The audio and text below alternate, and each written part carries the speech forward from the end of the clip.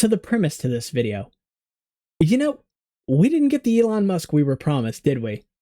Okay, I wanted to talk about this. Actually wanted to talk about it yesterday for Fun Friday. Completely forgot it was Friday, by the way, so it slipped my mind entirely. But I had planned to talk about the Tesla truck. And wouldn't you know it, I wake up this morning to hear that the car has officially been totally recalled. I think that's the name of a movie.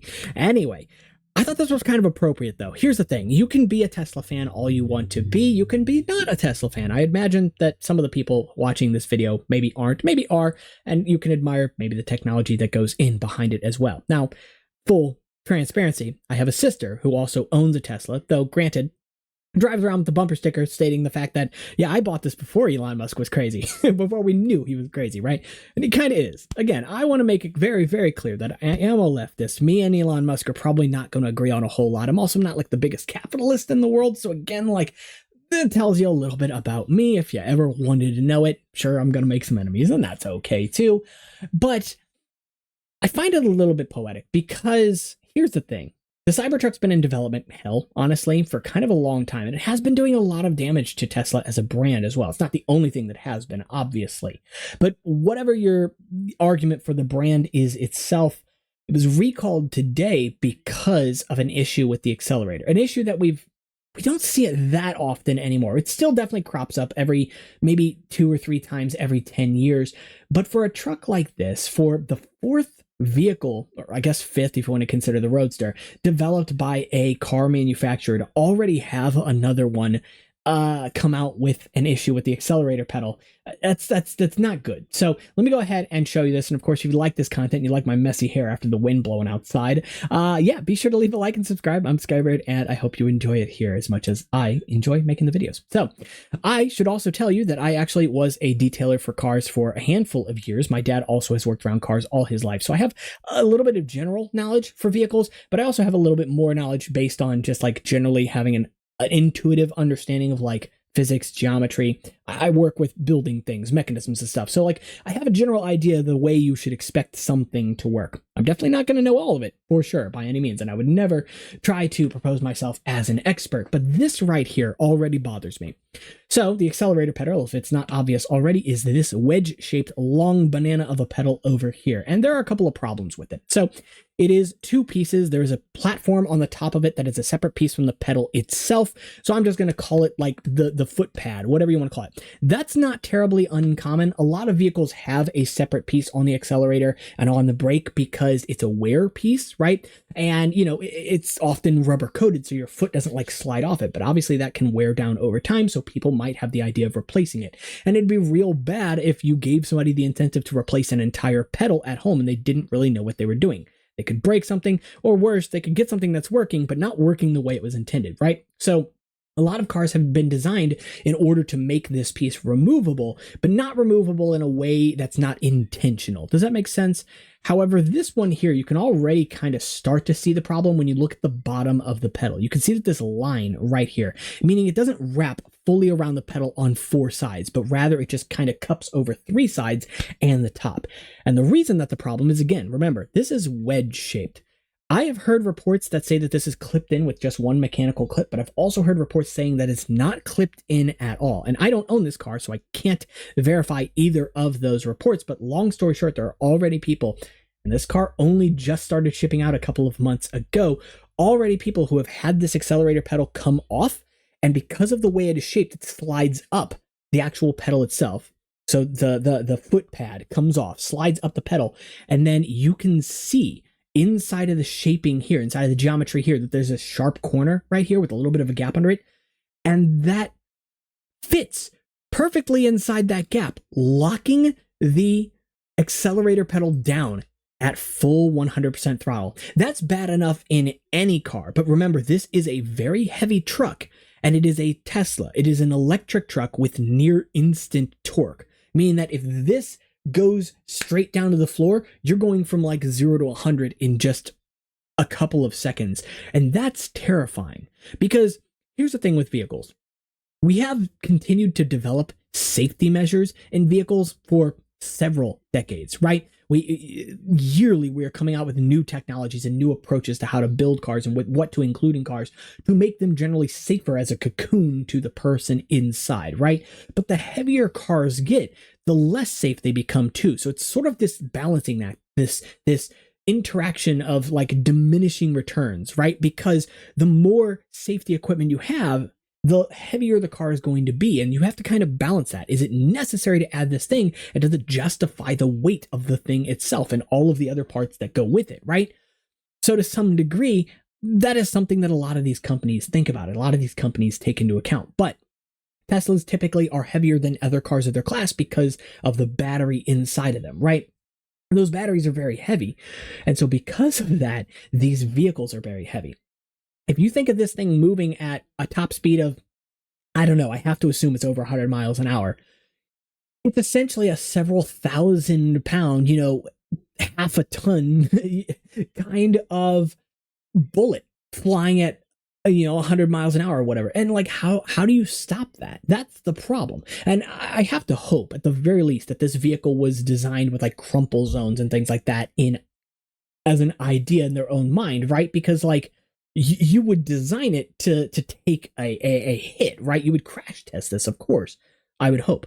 But the thing is, one of the other crazy things about Tesla, and one of the ways they kind of shot themselves in the foot with the design of this vehicle, is that they didn't spend their resources designing any other vehicle at the same time, right? So you have the Model Y, you have the Model S, you have the Model X, but that's kind of it, which is on the road right now.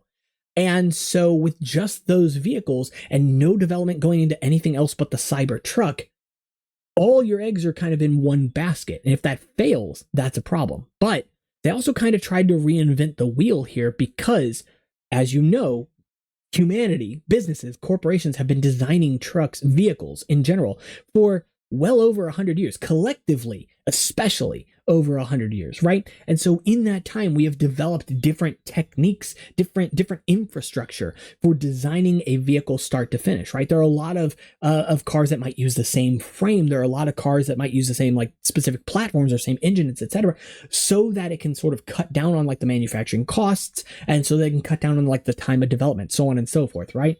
Obviously, not every car can have literally the exact same frame, but it's a problem here because the Cybertruck kind of had to reinvent the infrastructure around building the vehicle too, which meant A, the vehicle was going to be slower to manufacture. It was going to delay the manufacturing and the shipment of these vehicles as well, which it absolutely did.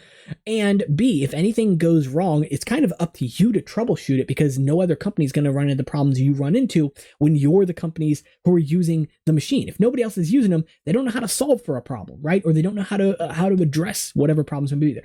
Generally speaking, what I'm trying to say is that these people are trying to blaze a trail without knowing what's out there. You know what I'm saying? So obviously they know how vehicles work. They've been designing Teslas for a handful of years now. And I know Elon Musk didn't draw out the entire design of this truck start to finish or anything like that. Like there are engineers behind this too. But this is a really fundamental oversight because this is such an easy oversight, right? There are absolutely recalls that happen on vehicles all the time, often for like electronic issues or 3, 4, 5, 6 years down the road when they find, oh, this one thing that we used, is fragile and it breaks down or it degrades on exposure with the sun and it makes this hinge loose or whatever the case may be, right? But like this type of stuff, more often than not, we have solved for already. It's not to say that we don't have issues with accelerator pedals jamming on occasion, because we absolutely do. You still hear about those in the news and they are all recalls as well. But for this to kind of come out of the gate with a design like this, that shown to any engineer, they should like immediately see the problem, right? Oh, okay, cool. That's the shape of your pedal. Now, how does it stay on the thing below that? Oh, yeah, go back to the drawing board. Like, how do you answer that question? If this has a single mechanical clip that could break or give way and just launch this thing into a crevice and jam it in the, like, how do you miss that? I would understand it if it is something more nuanced, if it is something less in your face, but an accelerator pedal, like the first thing you interact with when getting in a vehicle, a thing that you push down and forward, and thus if your foot were to slide anywhere, it's likely going to slide forward. So where is the pedal going to go when your foot does that? Have you ever had your foot slide on a pedal in your car? Because I have, so like I've never had a car respond by taking the pedal with my foot, Like, what do you do in that scenario? Again, assuming that you're somebody with any sort of defensive driving skills, this is still a really big issue because of how fast these cars are. There aren't many people out there learning how to drive a car in a Tesla, right? And how fast these accelerate, it's enthralling. It is a whole other experience, right?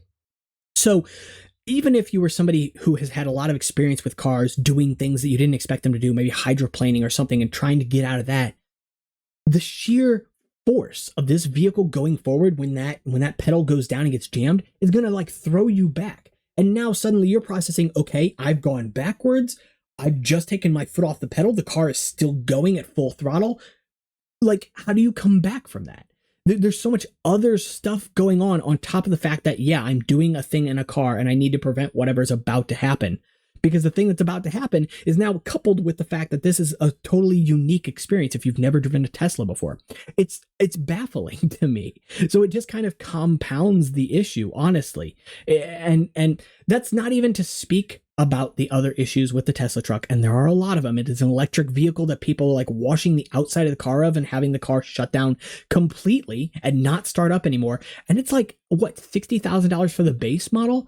That's not cheap. That's not an affordable car. If you had that shut down because you washed out the bed of your truck or something, that's a problem, right? If you have this vehicle and you have it chopped fingers off because you closed the trunk wrong or you slid your hand across the door, and I'm somebody who's been hitting the kidneys several times by like a car door catching the wind and kind of slamming back into me, and it hurts, but it's never punctured anything. Just imagine that.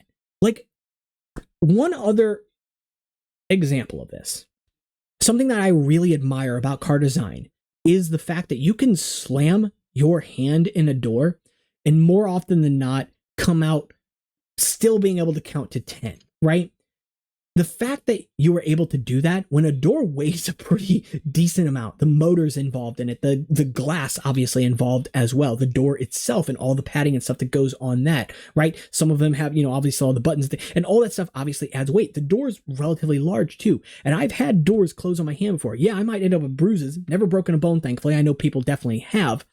But those doors are designed in such a way to try their best to account for, okay, where could something get caught in this door, and how do we how do we approach that, because it's going to happen. You can't prevent it from happening. So how do you minimize damage? And a lot of what cars do is sort of hang the door in such a specific way as to give like mechanical advantage to the person opening the door, so it's not heavy and it's easier to open, right? And B, giving more mechanical advantage to like the linkages and stuff that are connected to the door than the door itself, so that when the door closes, a lot of the force is sort of being taken in by those linkages. And so when the door hits something, it kind of bounces off rather than continuing to move. Essentially, that inertia, that weight, that movement is being transferred towards the hinge side of the door and not the far side of the door, which is honestly a stroke of genius. And it's obviously something that's been designed for a very long time, because yeah, while there are definitely still incidents of people getting like fingers and stuff severed, this car, it's like it was designed as with the secondary function of being a cheese grater. Like, no joke. It is a terrifying machine. And I'm not judging like the aesthetic or anything of it. It's not my taste, but like, who am I to judge? I don't get to tell people what they like, what they think is cool in a car. And I fully admit it's subversive. It goes against the grain. It goes against expectation. And it has this sort of like rebellious feel because of that too. So like, I know that there's novelty there. Absolutely. Though I think it is something that, and I think this has kind of been shown too, after its initial release, the hype around it's kind of died down because, all right, we've seen it. We've seen enough. We've gotten our saturation of it. We've met our craving. We like lasagna, but we've had it every day this week and we don't need any more of it, right? So it's subversive, but it's only subversive for like that first couple of weeks after its initial release. And then it's okay, it's just another big truck. And that's a whole separate issue because I'm sure that there are plenty of people that don't like those big trucks either. Again, separate video. So all I'm trying to say is that while there are definitely vehicles that do perform wrong, while there are definitely recalls all of the time, for so many things to go wrong in one vehicle that spent way more time in development than it was initially supposed to, that went through that development hell, that cost way more than it was supposed to, both as an investment in the vehicle, in manufacturing the vehicle, and from the user end, from the buyer's end, plus having to sign yourself into a contract saying you can't sell the car. Was it worth it? And I think it's all just kind of built around this idea that we've had that's slowly, thankfully, been dwindling, that Elon Musk is like this uniquely intelligent being, when he's not. He's honestly somebody who's been put in a position where people have perpetuated the idea that he's intelligent, and so they give him intelligent tasks. Does that make sense? But the thing is, the people doing the work for Musk, and I'm not saying he's not intelligent, I do believe he has a grain of smart somewhere in there rattling around, but the people doing the work, the people designing the things that his face takes the credit for, are engineers, are people who have been doing this stuff for years, if not decades. And again, I'm surprised they didn't catch problems with this. I don't know what engineers he hires, by the way, at Tesla. I don't know, if they're good or bad, or if he overrides their decisions. Maybe they say, oh, hey, yeah, this brake design or this accelerator design is kind of bad, and here's the problems it presents. And maybe Musk was, oh, but I like the aesthetic. Whatever the case may be, I don't know. And just as easily, they could have come to him and been like, yeah, this is the shape that we like. And maybe he even said, hey, that could be a problem. Whatever the case may be, we don't know. We don't have insight into any of that. But the fact of the matter is, we do live in the reality where the Tesla truck, where the Tesla truck, I mean, that's a fitting name for it too, honestly, because I think it's going to be more popular as a toy than a vehicle, where the Tesla truck is being recalled only months after its release as the fourth production car of what was, potentially still is, seen as the most profitable or most valuable car manufacturer, at least in the United States. And I think that should make you stop and think for a moment. Maybe the train that I'm on, and this guy doesn't want trains, maybe the train that I'm on isn't the right one. Maybe take a look back and think, hold on, are we the baddies? All right, that's going to be it for this video. I hope you guys did enjoy it. If you did, of course, make sure to leave a like and subscribe. You don't know how much it helps. It gets us so much closer to 3,000, and it's so insane that we're that close already. Thank you all so much. On top of that, you can join the conversation down in the Discord below, or of course the comments. Discord, Instagram, and Patreon are all in the description. But granted, this is not a Discord server geared towards cars. It's geared towards Legos and Bionicles. That's normally what I cover. So be respectful of the conversation over there. And of course, be respectful of the conversation down in the comments below. But of course, if you disagree, if you do agree, voice your opinion. I want to hear your thoughts on this. Again, I am not an engineer. I don't work for a car company. I've never designed my own car. Well, kind of. Never professionally designed my own car. I've definitely made some doodles as a kid and had a lot of fun doing that. But even this has shown me just how much more I respect car designers in the real world. Because yeah, there's a lot of stuff you got to think about. And the reason we think about it, the reason that rule is in place, is because someone has broke it in the past. Take care.